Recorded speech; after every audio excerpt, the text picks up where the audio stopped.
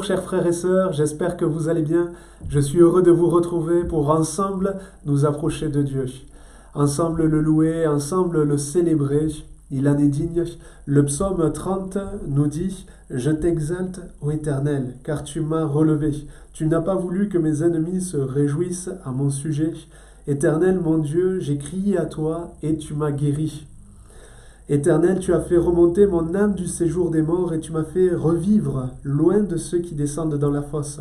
Chantez à l'Éternel, vous qui l'aimez, célébrez par vos louanges sa sainteté, car sa colère dure un instant, mais sa grâce toute la vie. Amen. Voilà mes frères et sœurs, je nous encourage ensemble dans ce temps à unir nos voix pour louer, pour adorer notre Dieu. Il est celui qui nous a accordé sa grâce, il est celui qui nous a guéris, qui nous a restaurés, qui nous a relevés, qui nous a libérés, il nous a donné la vie éternelle. Voilà, nous avons une quantité, des milliers de sujets de louanges, de reconnaissance, et nous voulons le louer, l'adorer dans ce temps par ces moyens techniques qui nous sont donnés. Mais nous voulons le faire dans la simplicité et nous voulons le faire en même temps sincèrement et de tout notre cœur. Dieu est très digne de recevoir toute cette louange et toute la gloire. Amen. Bonjour à tous. Louons le Seigneur ensemble, séparés mais ensemble. Alléluia.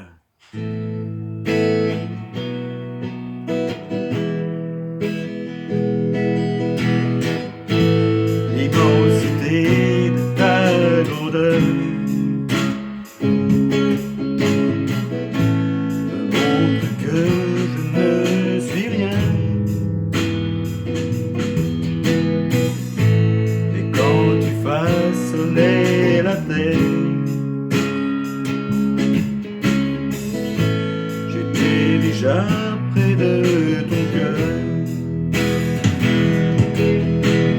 tu m'aimais avant que je sois, et pour moi tu as tout donné.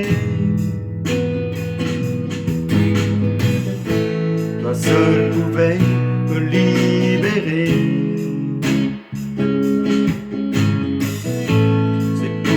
Je veux t'adorer, toi seul est digne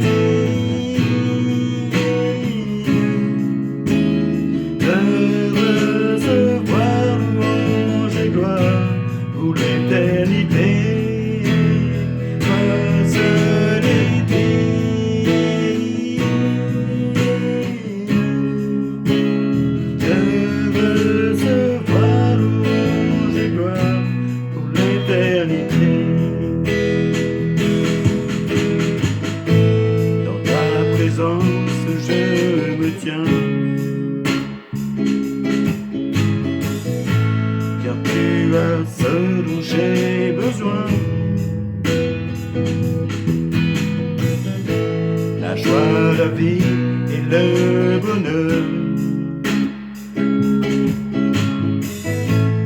dans tes parvis, mon sauveur. Toi seul est digne de recevoir louange et gloire pour l'éternité. Toi seul est digne de recevoir gloire pour l'éternité.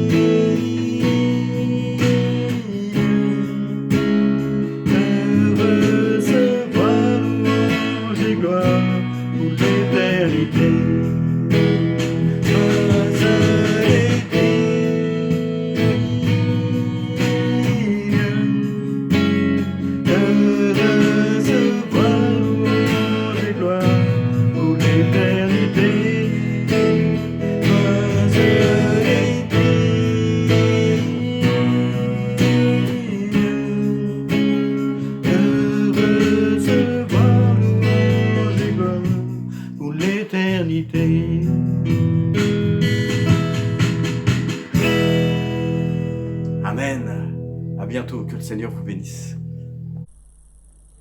Amen, gloire à Dieu, merci Seigneur. Voilà, ouvrons ensemble maintenant la parole de Dieu dans l'épître de Pierre, la première, 1 Pierre, chapitre 3, verset 7. 1 Pierre, chapitre 3, verset 7. Marie, montrez à votre tour de la sagesse dans vos rapports avec votre femme, comme avec un sexe plus faible. Honorez-la, comme devant aussi hériter avec vous de la grâce de la vie. Qu'il en soit ainsi afin que rien ne vienne faire obstacle à vos prières. Et j'aimerais voir un deuxième passage avec vous dans Proverbes, chapitre 18, verset 22. Proverbes, chapitre 18, verset 22. Celui qui trouve une femme trouve le bonheur, c'est une grâce qu'il obtient de l'Éternel. Amen. Celui qui trouve une femme trouve le bonheur, c'est une grâce qu'il obtient de l'Éternel. Marie, je vous pose une question. Comment vous comportez-vous, vous conduisez-vous vis-à-vis de votre femme, vis-à-vis de ce don, de cette grâce, de ce cadeau que Dieu vous a fait? Comment vous comportez-vous dans votre quotidien vis-à-vis d'elle? On le sait, c'est tellement rapide de déshonorer sa femme par une simple parole, par un regard, par une attitude hautaine, méprisante, par une attitude, un comportement vis-à-vis d'autres femmes, par un regard posé là où il ne faut pas. On sait qu'on peut très rapidement blesser, offenser notre épouse. Et on sait que dans notre monde, dans ce monde qui nous entoure, dans cette société, c'est ce qui se passe dans beaucoup de couples. Beaucoup de femmes souffrent de cette maltraitance dans leur couple. Et on sait que ce n'est pas comme cela que la parole de Dieu nous appelle à agir en tant que mari chrétien. Et on sait que, comme on l'a vu dans ce verset, on voit que la Bible, qui est actuelle, nous donne de savoir comment nous comporter. Elle nous montre le modèle à suivre pour prendre soin de sa femme. C'est un sujet vraiment important. On voit les conséquences, qu'il en soit ainsi, afin que rien ne vienne faire obstacle à vos prières. Ma relation avec mon épouse a un impact sur ma relation avec Dieu.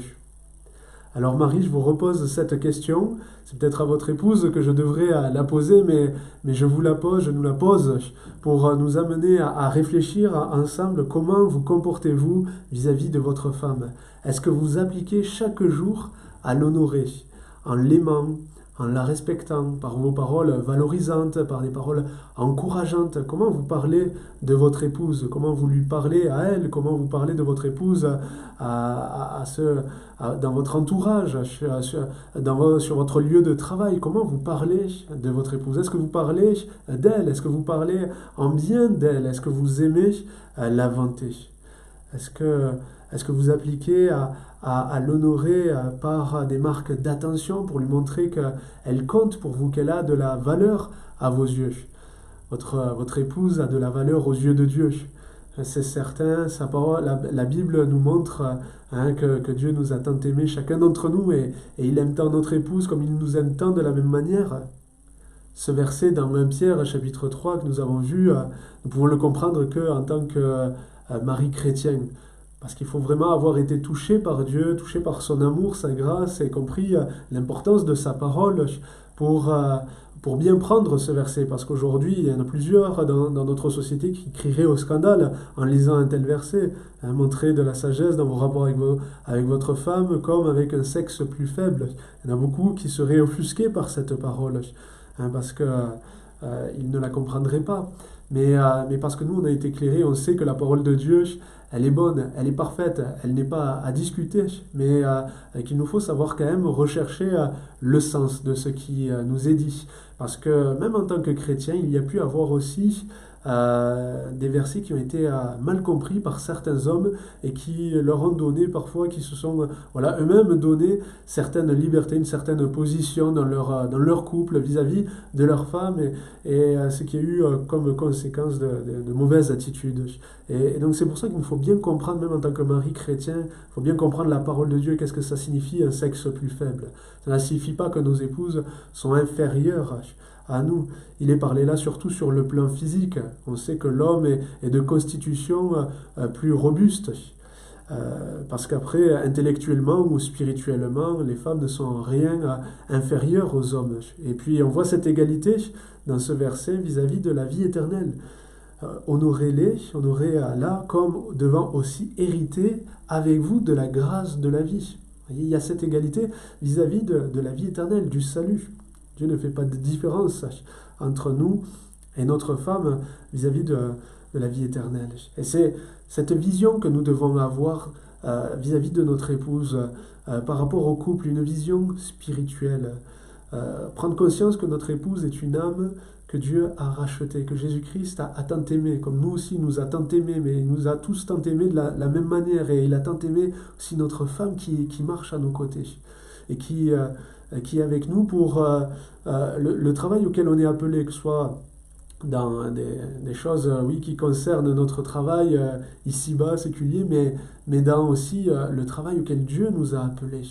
Il nous faut vraiment avoir ce regard spirituel vis-à-vis de notre couple et prendre conscience qu'on est ensemble pour travailler ensemble, pour avancer ensemble dans la vie, pour aller vers l'éternité, vers la vie éternelle. C'est la grâce de la vie éternelle que Dieu nous a accordée. Et prendre conscience de cette vision nous amène à justement, ça nous pousse à prier. Quand on réalise les enjeux spirituels, c'est ce qui nous pousse à prier pour notre couple, à prier pour notre épouse. Marie, est-ce que vous priez pour votre femme? Est-ce que vous rendez grâce à Dieu pour l'épouse qu'il vous a donnée? C'est un don, c'est une grâce, comme on l'a lu. Est-ce que vous avez déjà rendu grâce à Dieu pour votre épouse? Est-ce que vous rendez grâce encore pour votre épouse après les années passées? Je crois qu'honorer sa femme commence par là, par prier, en rendant grâce à Dieu, mais aussi en priant pour elle. Que le Seigneur la bénisse, que le Seigneur la protège, que le Seigneur la garde, l'aide, la soutienne. Je crois que ça commence par là. Un mari qui respecte sa femme, qui honore sa femme, prie pour sa femme. Ensuite, Marie, est-ce que vous priez avec votre femme? Parce que c'est bien de prier pour sa femme, mais il y a aussi cette importance de prier ensemble dans le couple pour aller de l'avant. Marie, est-ce que vous priez ensemble avec votre épouse? C'est une responsabilité qui revient à l'homme aussi de veiller à cela, de savoir prendre des temps avec son épouse et de dire voilà chérie, viens, on va s'arrêter, on va prendre un temps avec Dieu, on va prier, on va chercher Dieu, on va lire la Bible, on va lire un passage, un psaume, un proverbe, on va chercher Dieu ensemble. Quand on fait des préparations au mariage, quand on voit des couples qui vont se marier, on parle de ce triangle où en bas du triangle il y a l'homme et la femme et en haut du triangle il y a Dieu. Et plus on se rapproche de Dieu dans notre communion personnelle, mais aussi dans notre communion ensemble dans la prière, quand on prie ensemble avec notre épouse, et plus on se rapproche de Dieu, plus on se rapproche automatiquement l'un de l'autre. Et c'est vraiment ça la force du couple. La prière, imaginez-vous la force d'un couple qui s'unit véritablement dans la prière. Matthieu chapitre 18, verset 19, « Je vous dis encore que si 2 d'entre vous s'accordent sur la terre pour demander une chose quelconque, elle leur sera accordée par mon Père qui est dans les cieux. » Amen, c'est merveilleux. Et ça, c'est les conséquences de quand on s'unit avec le Seigneur et quand on est uni avec son épouse. Mais quand il n'y a pas cette unité, quand la communion vient à manquer vis-à-vis de Dieu et vis-à-vis de notre épouse, quand il y a toujours entre nous des disputes, des querelles, de la méchanceté, de la violence, cela vient faire obstacle à nos prières. Et c'est pour cela qu'il nous faut vraiment veiller à conserver l'unité. Ma relation avec mon épouse, je le redis, a un impact sur ma relation avec Dieu. Il nous faut vraiment veiller à conserver l'unité par le lien de la paix. Honorer sa femme, c'est prier pour elle, c'est prier ensemble, mais c'est aussi avoir des attitudes concrètes à son égard. C'est pas qu'en rester à la prière et puis après se laisser à chacun vivre sa vie, mais c'est vraiment prendre soin l'un de l'autre, c'est prendre soin de son épouse, honorer sa femme. Et nous avons vu ce verset avoir montré de la sagesse dans notre rapport avec notre femme.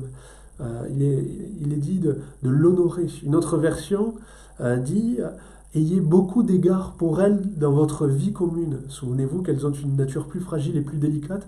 Traitez-les avec respect et honneur. Traitez-les avec respect et honneur. Est-ce que vous traitez votre femme avec respect et honneur? Est-ce que vous avez beaucoup d'égards pour elle? Beaucoup d'égards en l'écoutant, en prenant du temps pour l'écouter, pour essayer de au mieux la comprendre, la connaître.